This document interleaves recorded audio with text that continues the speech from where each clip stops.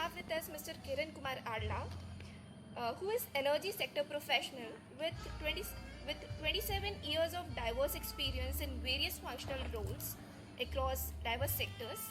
Thank you for being here with us, sir. We had amazing, wonderful 2 days workshop with you.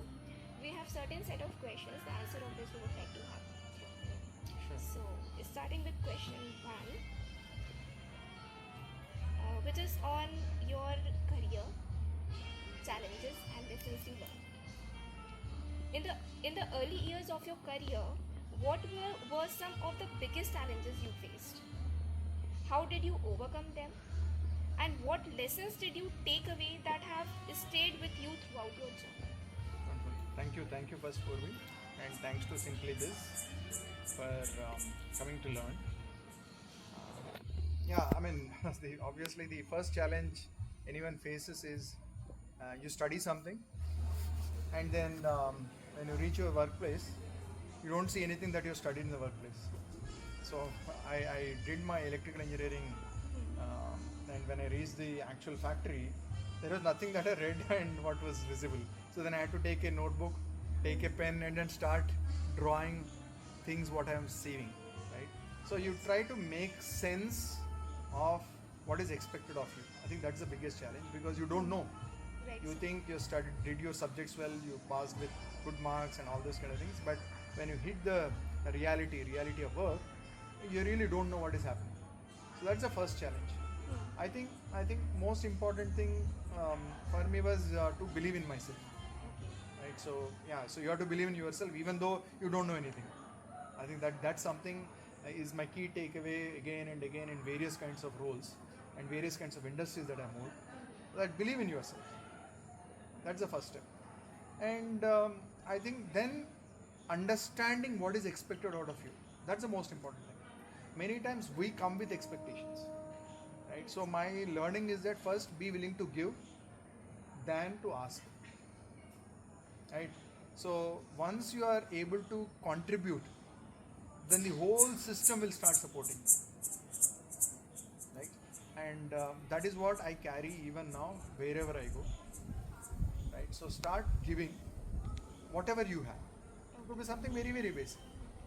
Then the system will appreciate the value you bring to the table, and everyone else start opening up. The system itself will start providing you opportunities for you to learn and kind of contribute and then grow. So that I think is what I would say my learning from my early of my career until now. Amazing, sir. Sir, our second question is based on building a high performance culture. How can organization build a culture that promotes high performance while ensuring employee retention both in the long term as well as in the short term? Yeah. See, what happens is performance from an individual perspective, you don't have control over the results, Right, sir. right?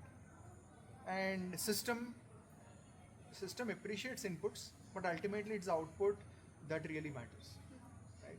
Somewhere a balance between these two is very, very important, right? So in order to be able to perform at a high level, one is the openness with which both the system and myself interact with each other is very important, right? So that openness will help me express my doubts, because many times we keep the doubts inside, right, and try to put a bold face, and then when we face problems we try to blame someone else, either the system or the environment or the customer. We'll keep on searching for reasons, right? So whenever we are endeavoring to anything, the possibility of failure is always there. Accepting the possibility of failure both from individual and system is very critical. That is when I can give my best.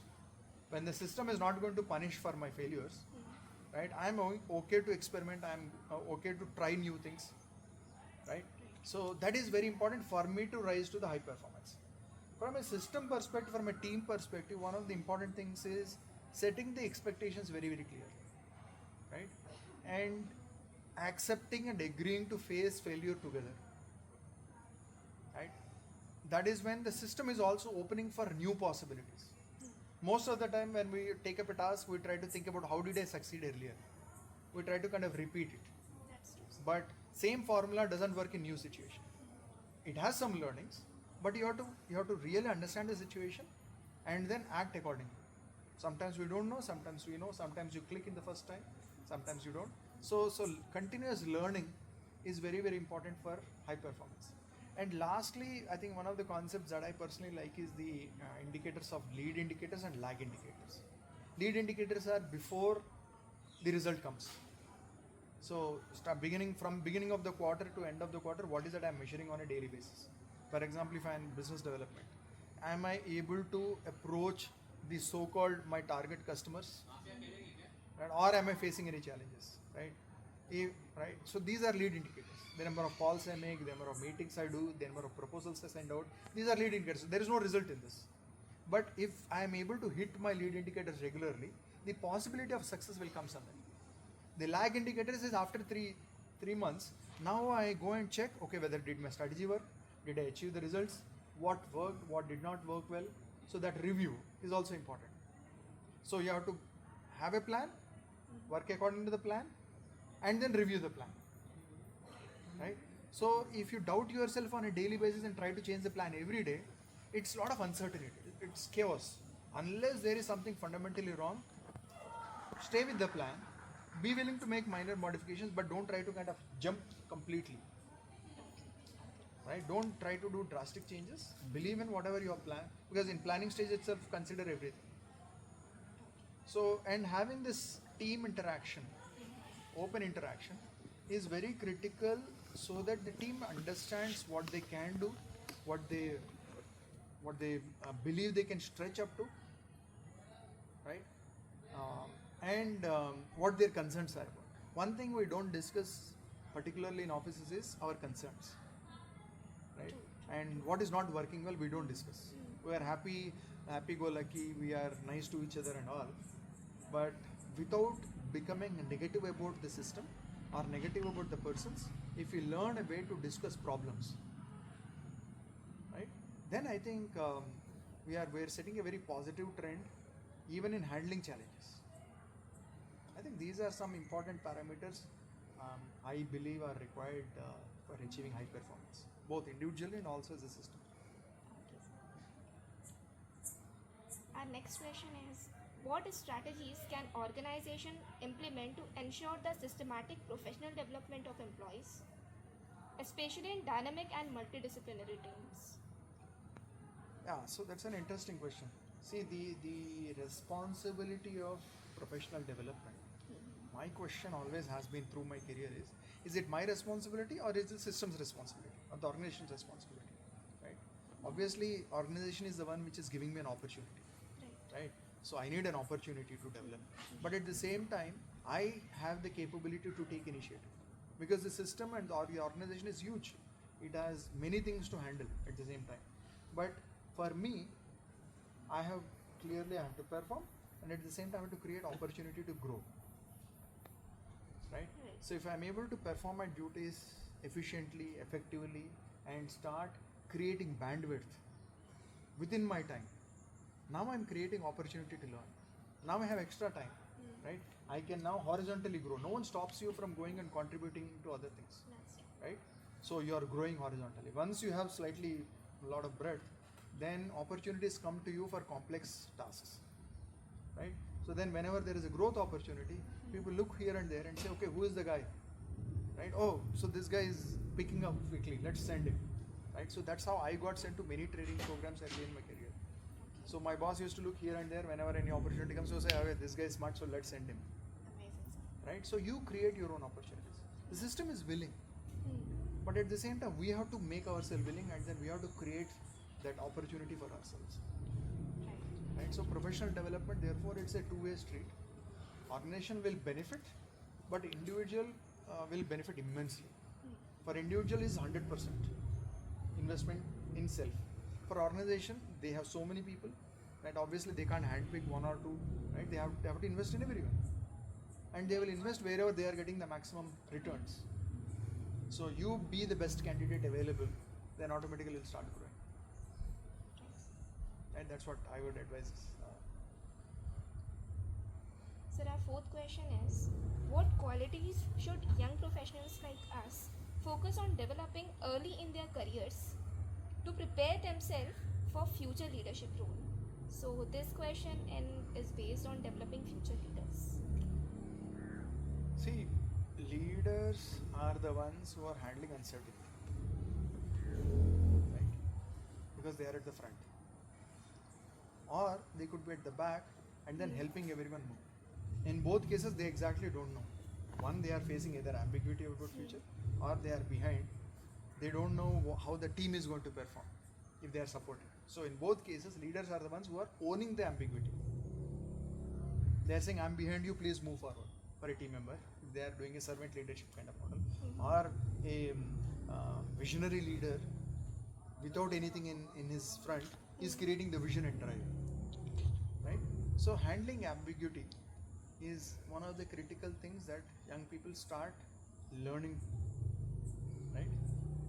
Because this particularly comes when the world seeming to be moving very very fast, and in your day-to-day nothing seems to be changing, right? So there are concerns about when do I get promoted, or when will I get my next increment. These are the concerns, and that occupies our mind so much, right? Then we'll forget about all the development. We'll get into a negotiating mode. Okay, I'm doing so much, what am I getting?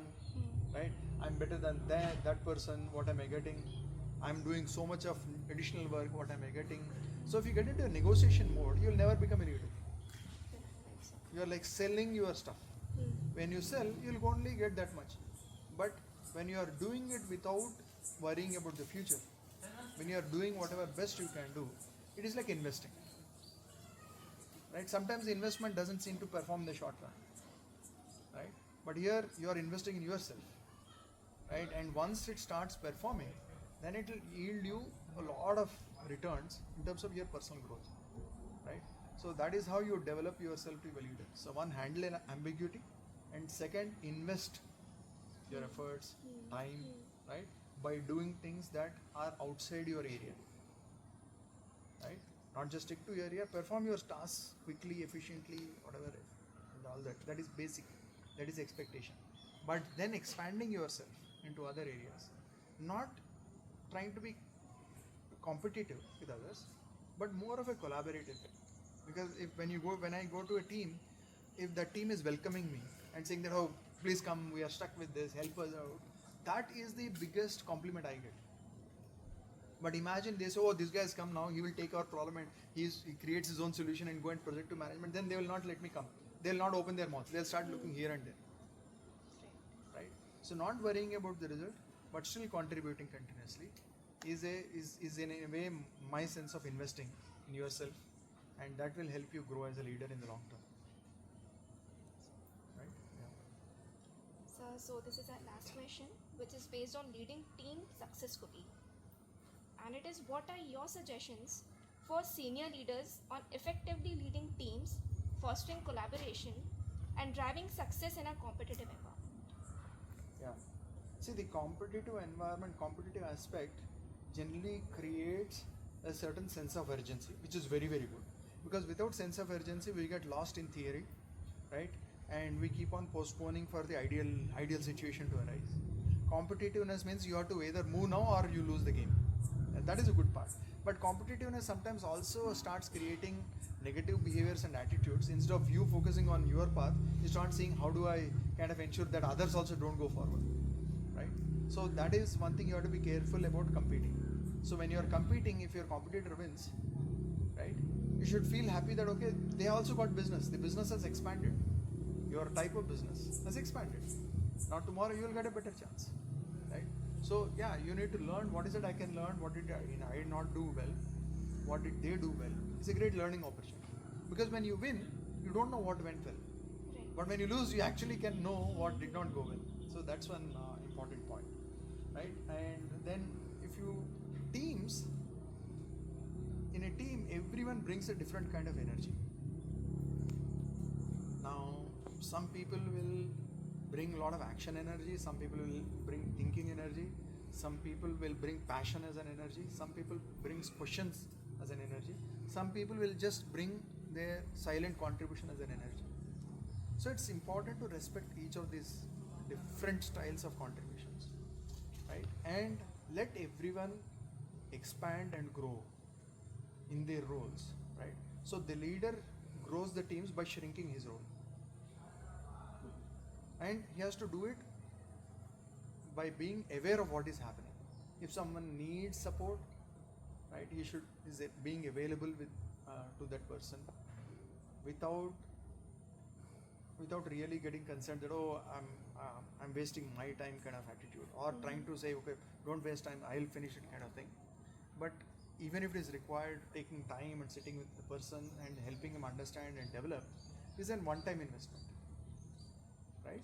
So somewhere I think enabling all the team members as per their requirement and as per the context. Sometimes the context also is important, and what is the team member require is important. And then challenging your own space. What am I doing? Okay, how can I expand my role, my business, my value to the customer? Will automatically bring value to the team. If the team is repeatedly doing the same thing, after a point, no one will enjoy it, right? That's true. Right? As a leader, it is your objective to go out and explore what else can we do. So now I have an effective team. So how do I actually expand the team? So that continuous growth is very, very important for team to be enabled, and as a leader, team to value you, right? And then build a high performance team successfully. Thanks for your valuable insights, sir. And we really had a good 2-day workshop with you. And we hope we attend, sir. Thank you. Absolutely. Thank you.